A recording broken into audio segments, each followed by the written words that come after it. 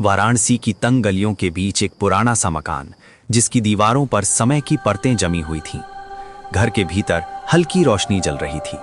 82 वर्षीय पंडित राम नारायण शास्त्री कई दिनों से बीमार चल रहे थे। परिवार के सभी लोग उनके कमरे में इकट्ठा थे। अचानक उनकी सांसें तेज होने लगीं। कमरे में सन्नाटा छा गया। उसी क्षण उन्होंने अपने पोते की कलाई कसकर पकड़ ली। उनकी आंखें जैसे किसी अदृश्य दृश्य को देख रही थीं। कांपती हुई आवाज में उन्होंने कहा, मुझे लेने आ गए हैं, काले रूप, तेज नजरें, मुझे जाने दो। और फिर उनका हाथ ढीला पड़ गया। घर में रोना धोना शुरू हो गया, लेकिन उस एक वाक्य ने पूरे परिवार को हिला दिया।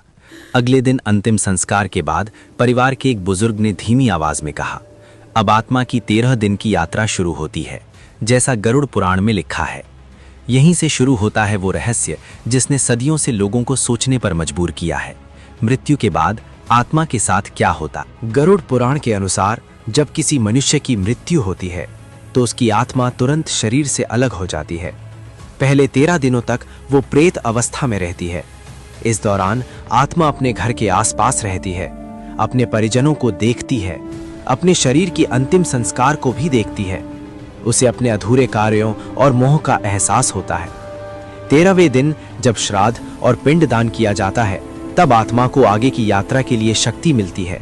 इसके बाद शुरू होती है यमलोक की लंबी यात्रा, जिसे लगभग 47 दिनों की बताया गया है। इस यात्रा के दौरान आत्मा को अपने जीवन के हर कर्म का अनुभव होता है, जैसे कोई चलचित्र उसकी आंखों के सामने चल रहा हो। गरुड़ पुराण में वर्णन है कि यमदूत आत्मा को लेने आते हैं। पापियों के लिए उनका स्वरूप भयानक बताया गया है, काले वस्त्र, लाल आंखें, हाथ में पाश। लेकिन जिन्होंने सत्कर्म किए हों, उनके लिए यही दूत शांत और सौम्य रूप में आते हैं। यहाँ यमराज को धर्मराज कहा गया है, अर्थात न्याय करने वाले। आत्मा जब यमलोक पहुंचती है, तब उसके कर्मों का लेखा जोखा होता है। गरुड़ पुराण में 28 प्रमुख नरकों का वर्णन मिलता है। प्रत्येक नरक किसी विशेष पाप के लिए निर्धारित है।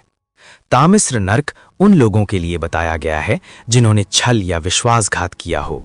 वहां घोर अंधकार और भूख प्यास का कष्ट मिलता है। अंध तामिस्र उन लोगों के लिए है जिन्होंने अपने जीवन साथी के साथ धोखा किया हो। यहाँ पूर्ण अंधकार और तकेलेपन का अनुभव होता है। रौरव नरक उन लोगों के लिए है जिन्होंने निर्दोष जीवों को कष्ट दिया। वहां उन्हें वही पीड़ा सहनी पड़ती है जो उन्होंने दूसरों को दी थी। आज भी कई लोग नियर डेथ एक्सपीरियंस के दौरान सुरंग, प्रकाश या किसी अदृश्य शक्ति का अनुभव होने की बात करते हैं। विज्ञान इसे मस्तिष्क की प्रतिक्रिया कहता है, जबकि धार्मिक ग्रंथ इसे आत्मा की झलक मानते हैं। सत्य जो भी हो, मृत्यु का रहस्य आज भी अनसुलझा है। अब फिर लौटते हैं उस रात की ओर जब पंडित राम नारायण शास्त्री ने कहा था, मुझे लेने आ गए हैं। क्या उन्होंने सच में कुछ देखा था, या वो उनके मन की अंतिम अनुभूति थी? हम निश्चित रूप से नहीं कह सकते, लेकिन गरुड़ पुराण का संदेश स्पष्ट है। जीवन अस्थायी है, कर्म अमर हैं और न्याय निश्चित है। नरक का वर्णन शायद हमें डराने के लिए नहीं, बल्कि सचेत करने के लिए है, ताकि हम अपने जीवन में ऐसे कर्म करें जिनके लिए किसी लोक में दंड न भुगतना पड़े। शायद नरक कहीं बाहर नहीं, हमारे कर्मों में ही छिपा है, और स्वर्ग भी हमारे निर्णयों में। अगर आप हमारी बात से सहमत हैं तो वीडियो को लाइक करें और चैनल को सब्सक्राइब जरूर